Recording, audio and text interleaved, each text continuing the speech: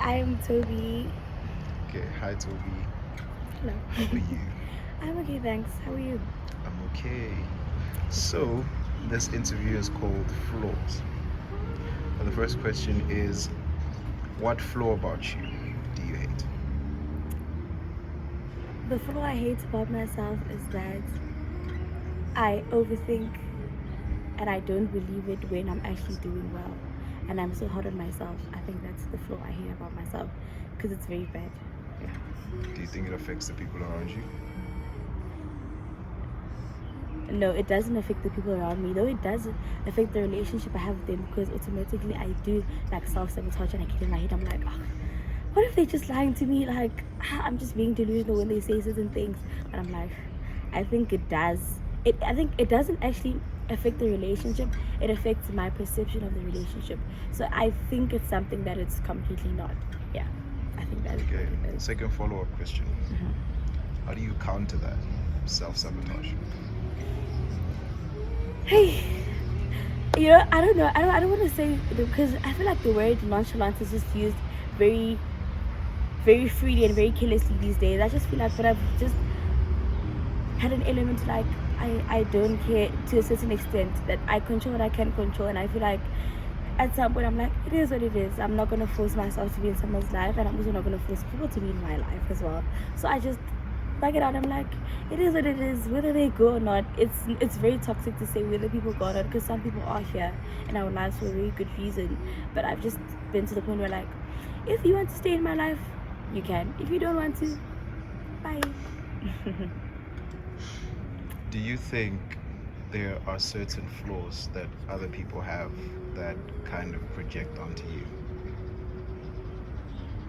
Yes, I do think. Hmm. Um, Going into that, I'd say I don't want to say like confidence, but insecurity.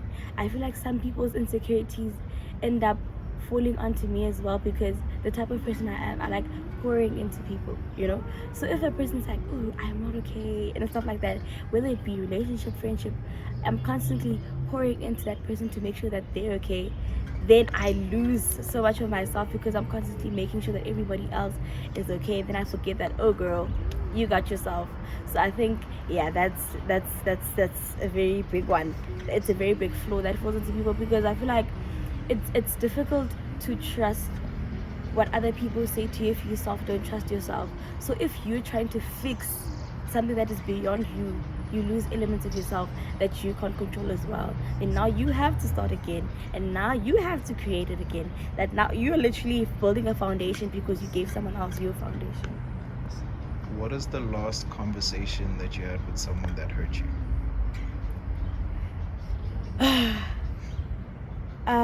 The last conversation I had with someone that hurt me was someone telling me that they're like sure about me, right? But they're not willing to show that they're sure. It's like you saying that you're sure, but you're not. Like I feel like if you truly care about someone and you truly love someone, I wouldn't even stutter. I wouldn't even think about it twice to pour into someone. But I feel like people make it so difficult and they say elements of the world, oh, I'm busy, oh, I'm doing this. I genuinely think if you truly want to do something, you will do it. If you truly care about someone, you will do it. If you want to pour into someone, you will do it. Whether your life be busy, where everything is happening, I feel like so that it really hurt me because I'm like, if you wanted to, I hear people say, if you wanted to, you would. I think it's true because if she wanted to, she would. If I wanted to, I would. I do something that I want to. If I don't want to, trust me, I will not. So I just think I wouldn't even say it hurt me. It just made me very confused and very conflicted because like, what am I now supposed to do? Like it's like you're confused but you're sure. What is it? Like, what is it? You're confused in your own emotions but you're sure in your words. So which one is it? You know? Yeah. Does that frustrate you? So much because every time this person's like they come back and they're like, oh, what, you're the love of my life, I care about you so much, but then whenever it suits them, it's like, oh, she's back. And I don't like it because it's like now you're like, you enter, you say, I'm gonna do this, and I'm gonna be this, and I don't think I trust what the person is saying. I'm trusting what they can become because I know for the person for who they are. And my trust in people has has has disadvantaged me to a certain point because I believe in you more than you believe in yourself. I am a person who, I feel when someone has a good thing going, as much as in that moment you're not okay, but I can see with time, man, this one soon enough they will be okay, but not for me, but for themselves as well. I feel like it's just the hope that the person can be better. We confuse hope that a person can be better with the reality that they actually are in your life right now. So yeah, that frustrates me a lot. If you were next to someone who is like struggling to deal with their flaws, what would you say to them? The first thing I'd actually say is, I don't want to say it's a generic answer because it's probably what most people would say, but I think I'd say pray.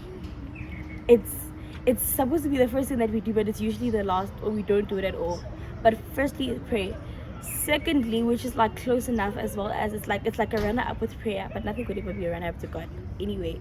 But I feel like it would be saying accept it. I feel like they always say the first rule of dealing with something and working with something is accepting that it's there.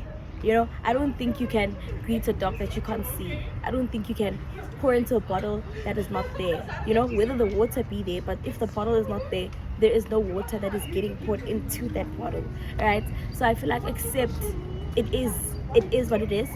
I am not perfect. I don't like this about myself, but what am I willing to do about it? Don't be comfortable. Being comfortable is ghetto. Being comfortable is overrated. Don't be comfortable, because the moment you become comfortable with something, it becomes the only option. Then what? If you're comfortable, then what? So I feel like prayer, acceptance. Don't be comfortable. Don't just say, because no, man, it's accustomed, just because everyone else is doing it, just because on TikTok I saw everyone is overthinking, or I saw a video about overthinking and it has like 1 million followers. Just because people relate to it doesn't mean you relate it the same way. They've had different situations, you've had different situations. We have lives that are different for a particular reason. The reason is showed on your FYP. I love the word FYP so much because it's like my For You page. Though we see the certain things, but we see them at different times. Though we see the certain things, we don't have the same time, the same data, the same everything, the same phone. We're watching the same thing, but we're not watching it from the same lens, from the same perspective. If I see a TikTok dance, I'm like, ooh, I'm not looking at the TikTok dance. I'm looking at the fact that I still have to learn it. I still have to shoot a video, and I only shoot it if I feel like I'm looking pretty on that day. There's so much aspects to it. To people, it's just like, oh, I like that guy. Oh, I like his shoes. I want to put it in my favorites because I like his shoes. But you're forgetting that a person's experience is their perception of whatever they are looking forward to. So I feel like perception is very important as well. So changing a mindset is also a very bad habit as well, which is also one of the flaws. But Mindset is everything. Okay, so I heard you have a poem for us, by the way. I do. I don't want to say I don't like writing, because I do like writing, but I don't write based on, let me write now, because it's something I have to do. I write whenever I feel like I want to write.